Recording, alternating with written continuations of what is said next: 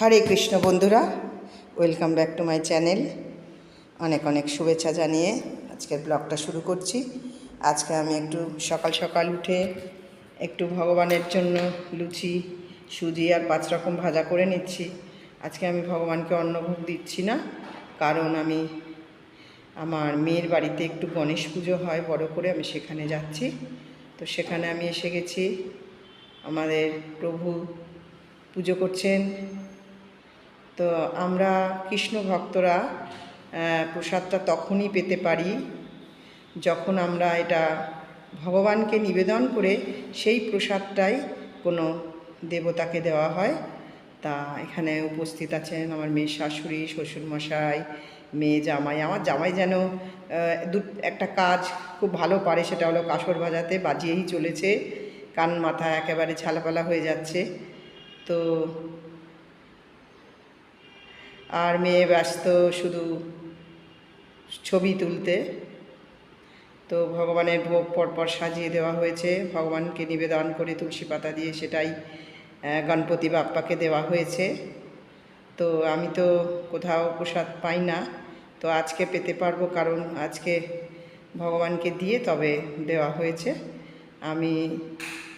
আমরা সাধারণত এমনি কোনো দেবদেবীর পুজো প্রসাদ গ্রহণ করি না, কিন্তু যদি ভগবানকে দিয়ে আমাদের প্রভু বলেন দেওয়া হয় তাহলে সেটা গ্রহণ করতে পারি। ভোগে ছিল খিচুড়ি, ছিল 5 রকম ভাজা, ছিল পরমান্ন, ছিল আলুর দম, ছিল লুচি সুজি, ছিল আর লাড্ডু ছিল, 2 রকমের লাড্ডু ছিল। এছাড়া মিষ্টিও ছিল, দই ছিল। এই যে আমার গোপু সোনারা বসে আছেন, আগে গোপুদের সমস্ত ভোগ নিবেদন করা হয়েছে, তারপর ওখানে নিয়ে যাওয়া হয়েছে গণপতি বাপ্পার কাছে। তো পুজো চলছে, এখন চলছে অঞ্জলি।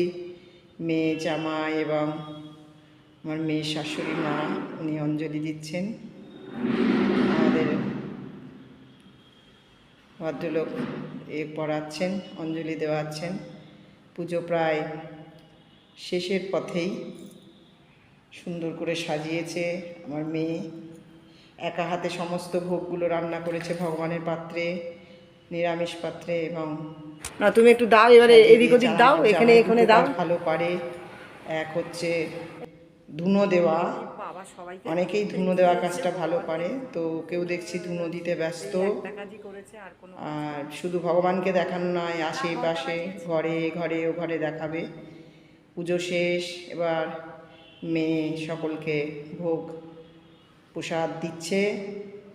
আমার পাতাটা আলাদা, কেন কি আমি কারোর থালায় খাবো না, তো আমি ভোগ প্রসাদ গ্রহণ করছি, প্রসাদ পাবো এবারে। আর সকলেই প্রসাদ পেতে বসে পড়েছি আমরা। প্রসাদ পেয়ে এবার মেয়ে নিজে প্রসাদ পাচ্ছে এবং চেষ্টা করছে ওর মধ্যে থেকে কতটা ফেলে দেওয়া যায়, কেন খিচুড়ি পছন্দ নয়, কিন্তু ভগবানকে দিয়েছে, পেতেই হবে, তো সেজন্য প্রসাদ পাচ্ছে। আমি বাড়ি চলে এসেছি এবং ভগবানের আজকের রাতের এটা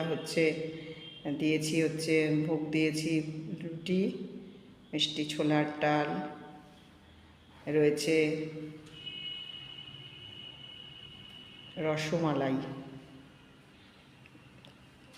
মিষ্টির দোকানের মতন মিষ্টি ডাল, রসমালাই, আর দিয়েছি থালায় ভগবানকে কয়েক টুকরো শশা।